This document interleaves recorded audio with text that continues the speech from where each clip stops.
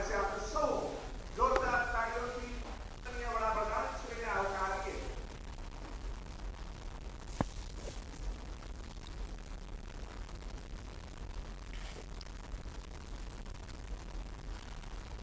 गुजरात के राज्यपाल श्रीमान आचार्य देवव्रत जी, गुजरात के लोकप्रिय मृदु एवं मक्कम मुख्यमंत्री श्री भूपेंद्र भाई पटेल, गुजरात सरकार के मंत्रीगण, उपस्थित सांसद और विधायकगण, सूरत के मेयर और जिला परिषद के अध्यक्ष, सभी सरपंचगण, कृषि क्षेत्र के सभी विशेषज्ञ साथी और भारतीय जनता पार्टी गुजरात प्रदेश के अध्यक्ष श्रीमान CR पाटिल और सारे मेरे प्यारे किसान भाइयों और बहनों, कुछ महीने पहले ही गुजरात में नेचुरल फार्मिंग के विषय पर नेशनल कॉन्क्लेव का आयोजन हुआ था. इस आयोजन में पूरे देश के किसान जुड़े थे. प्राकृतिक खेती को लेकर देश में कितना बड़ा अभियान चल रहा है, इसकी झलक उसमें दिखी थी. आज एक बार फिर सूरत में ये महत्वपूर्ण कार्यक्रम इस बात का प्रतीक है कि गुजरात किस तरह से देश के अमृत संकल्पों को गति दे रहा है. हर ग्राम पंचायत में 75 किसानों को प्राकृतिक खेती से जोड़ने के मिशन में सूरत की सफलता पूरे देश के लिए एक उदाहरण बनने जा रही है. और इसके लिए અને સુરતના લોકોને વિશેષ અભિનંદન. આના માટે સુરતના ખેડૂતોને અભિનંદન, સરકારના સૌ સાથીઓને અભિનંદન. मैं प्राकृतिक कृषि सम्मेलन के इस अवसर पर इस अभियान से जुड़े हर एक व्यक्ति को, अपने सभी किसान साथियों को अनेक अनेक शुभकामनाएं देता हूं. जिन किसान साथियों को, सरपंच साथियों को आज सम्मानित किया, मैं उन्हें भी हार्दिक बधाई देता हूं. અને ખાસ કરીને ખેડૂતોની સાથે સાથે આ સરપંચોની ભૂમિકા પણ બહુ જ વખાણવા જેવી છે. એમણે આ બીડું ઉઠાવ્યું છે અને એટલા માટે આ બધા સરપંચ ભાઈ બહેનો પણ એટલા જ અભિનંદનના અધિકારી છે. ખેડૂતો તો છે જ. साथियों, आजादी के 75 साल के निमित्त देश ने ऐसे अनेक लक्ष्यों पर काम करना शुरू किया है जो आने वाले समय में बड़े बदलावों का आधार बनेंगे. अमृत काल में देश की गति प्रगति का आधार सबका प्रयास की वो भावना है जो हमारी इस विकास यात्रा का नेतृत्व कर रही है. विशेष रूप से गांव, गरीब और किसान के लिए जो भी काम हो रहे हैं, उनका नेतृत्व भी देशवासियों और ग्राम पंचायतों को दिया गया है.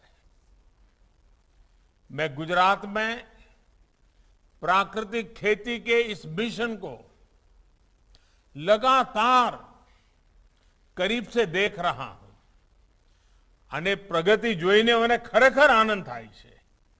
અને ખાસ કરીને ખેડૂત ભાઈઓ બહેનોએ આ વાતને પોતાના મનમાં ઉતારી છે, દિલથી લીધી છે. એનાથી કોઈ બીજો રૂડો અવસર જ ના હોઈ શકે. सूरत में हर गांव पंचायत में 75 किसानों का चयन करने के लिए ग्राम समिति, तालुका समिति और जिला समिति बनाई गई। गांव स्तर पर टीमें बनाई गई, टीम लीडर बनाए गए, तालुका पर नोडल ऑफिसर्स की जिम्मेदारी दी गई। मुझे बताया गया है कि इस दौरान लगातार ट्रेनिंग प्रोग्राम्स और वर्कशॉप का आयोजन भी किया गया और आज इतने कम समय में 550 से ज्यादा पंचायतों से 40,000 से ज्यादा किसान प्राकृतिक खेती से जुड़ चुके हैं। यानी एक छोटे से इलाके में इतना बड़ा काम, ये बहुत अच्छी शुरुआत है। ये उत्साह जगाने वाली शुरुआत है और इससे हर किसान के दिल में एक भरोसा जगता है। आने वाले समय में आप सभी के प्रयत्नों, आप सभी के अनुभवों से पूरे देश के किसान बहुत कुछ जानेंगे, समझेंगे, सीखेंगे। सूरत से निकला नेचुरल फार्मिंग का मॉडल पूरे हिंदुस्तान का मॉडल भी बन सकता है।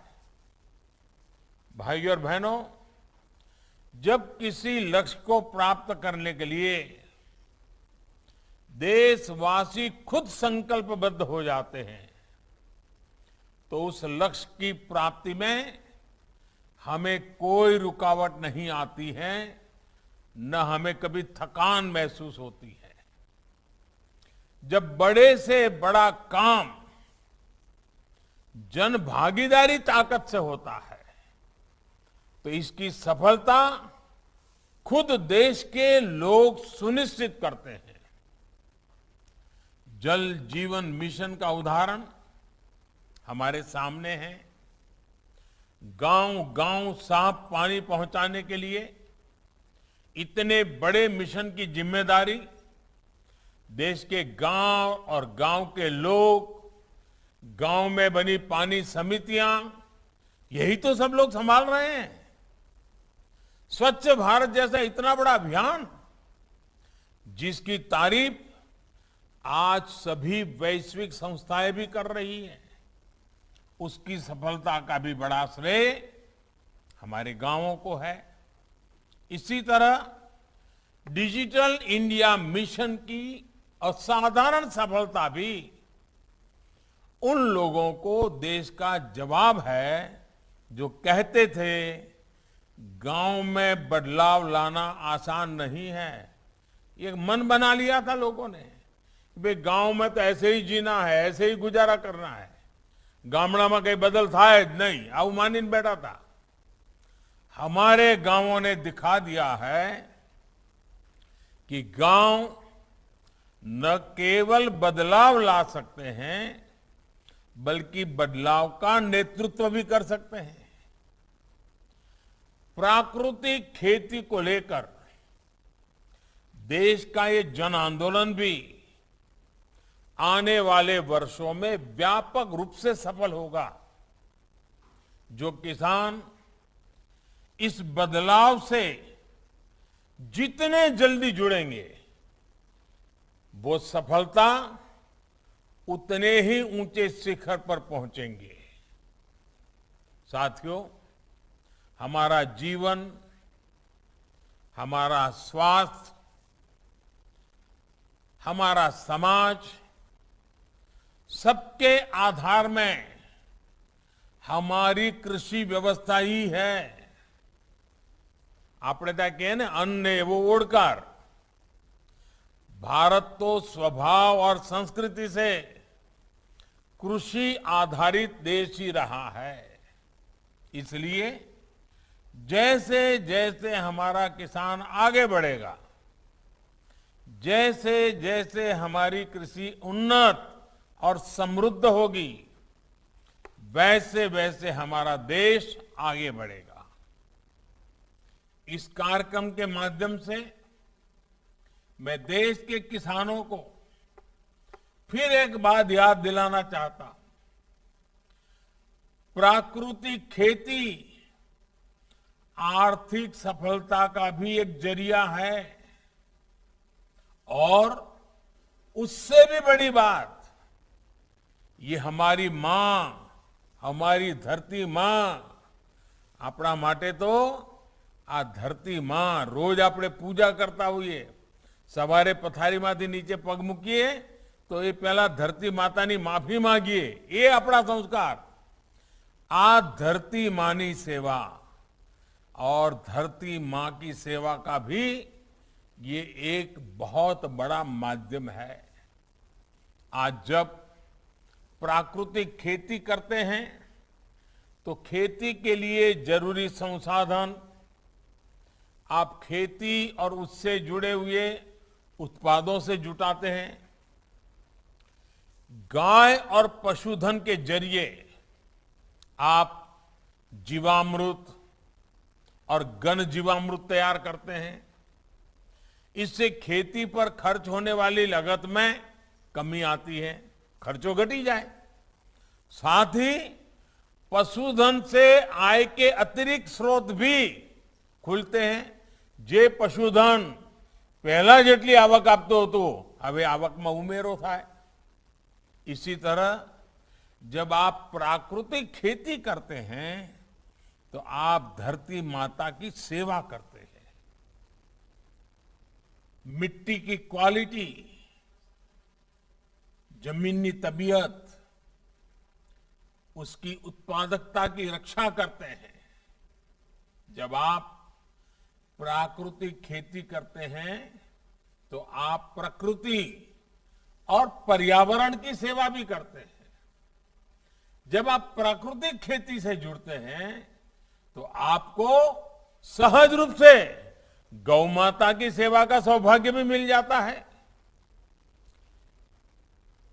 जीव सेवा का आशीर्वाद भी मिलता है. अब मुझे बताया गया कि सूरत में 40-45 गौशालाओं के साथ अनुबंध करके उन्हें गौ जीवामृत उत्पादन का जिम्मा सौंपा जाएगा. आप सोचिए इससे कितनी गौ माताओं की सेवा होगी.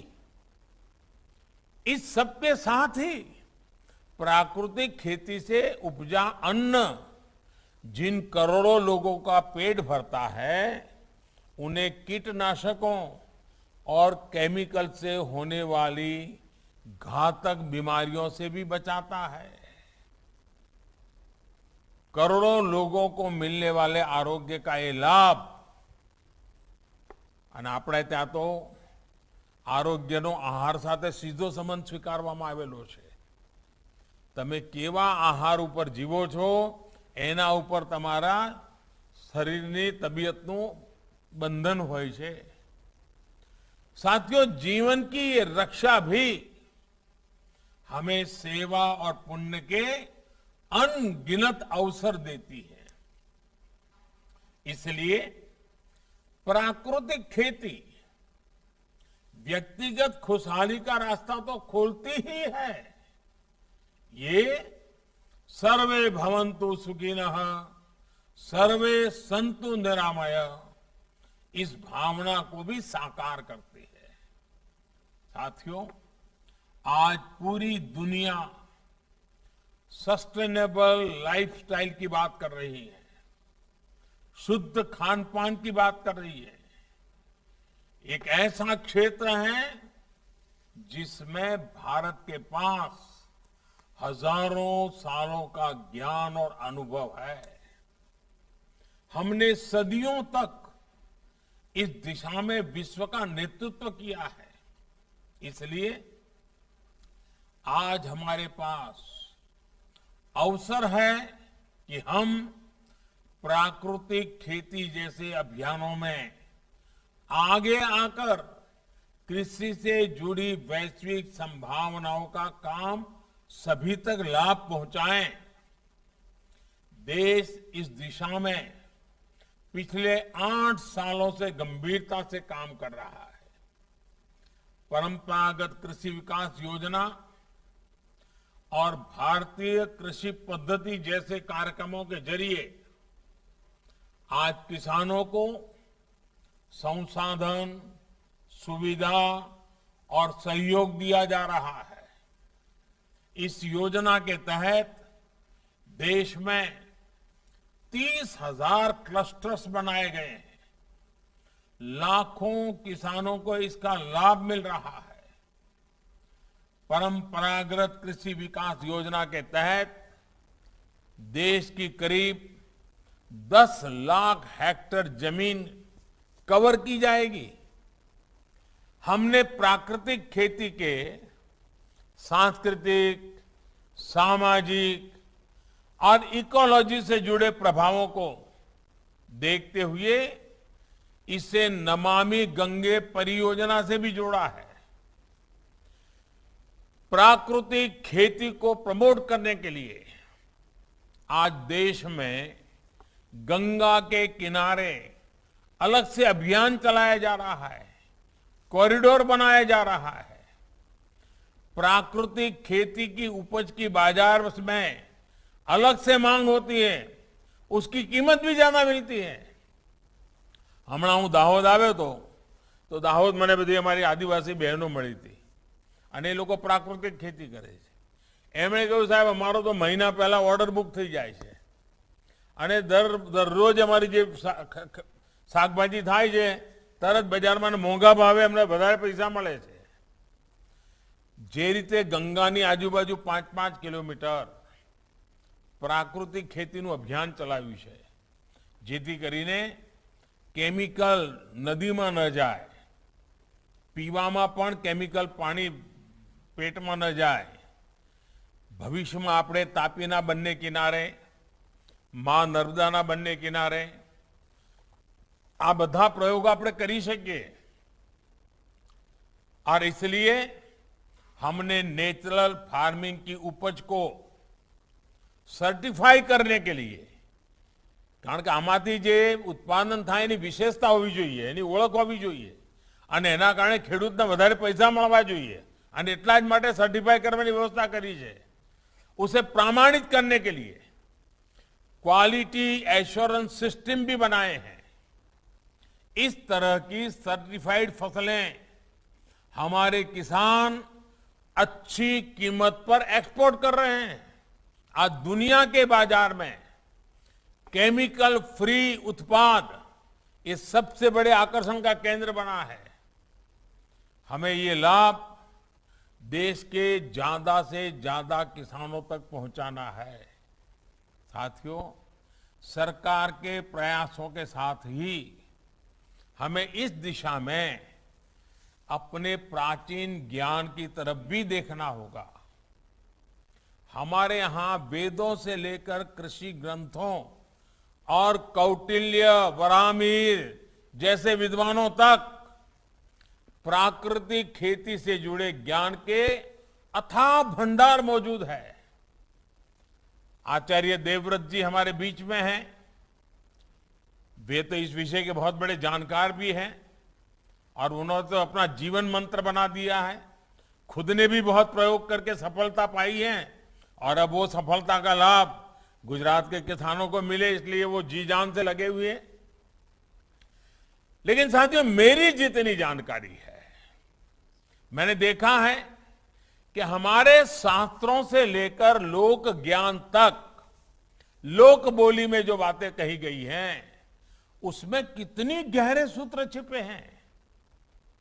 આપણને ખબર છે, આપણે ત્યાં ઘાઘ અને ભડૂરી, घाघ और भड़ूरी जैसे विद्वानों ने साधारण भाषा में खेती के मंत्रों को जनसाधारण के लिए उपलब्ध करवाया है.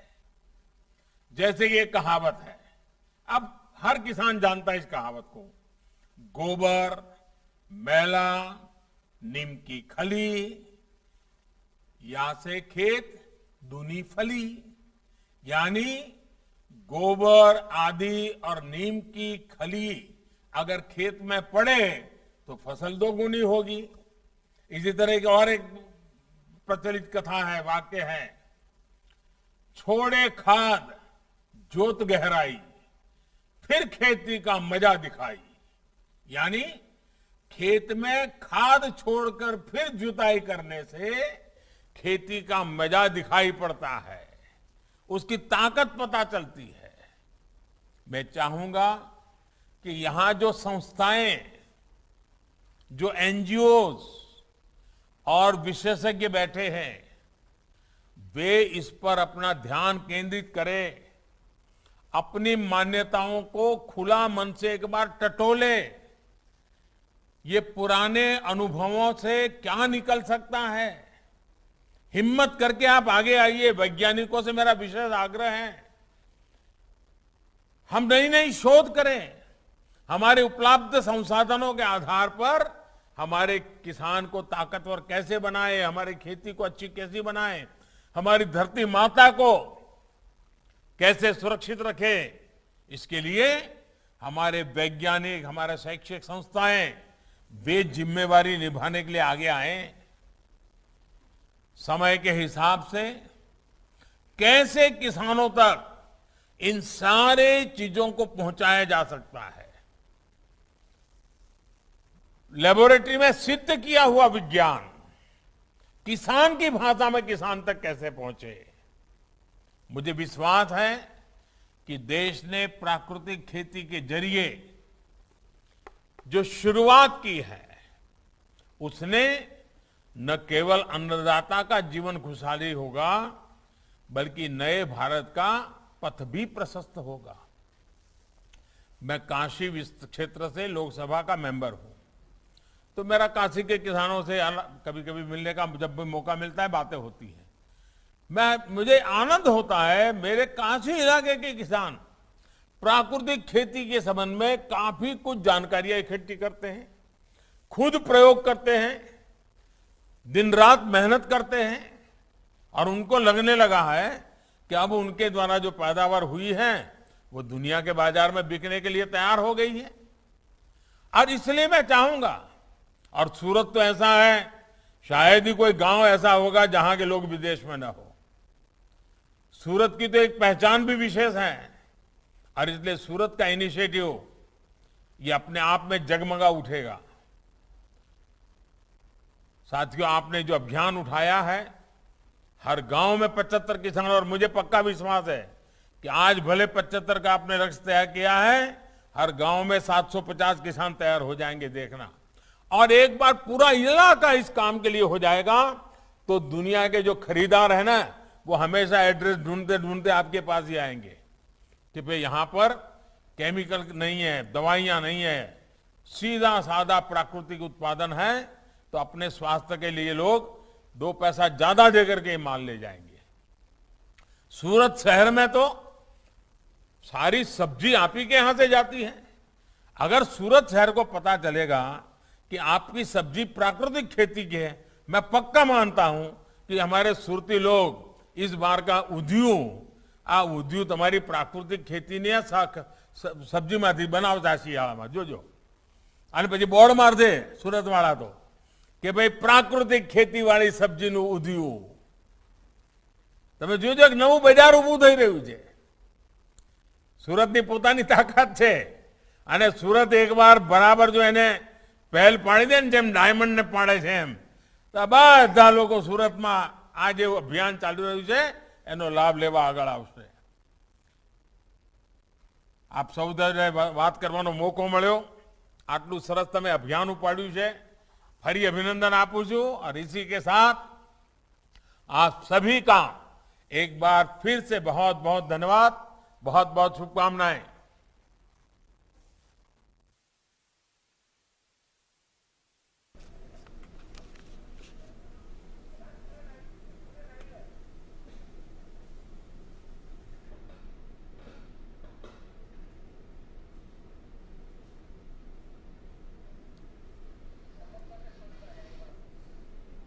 సెరెనిటీ మోడల్ హై స్కూల్ విద్యార్థులకు అమ్మఒడి, సామాన్యులకు అందుబాటులో ఉన్న బడి సెరెనిటీ.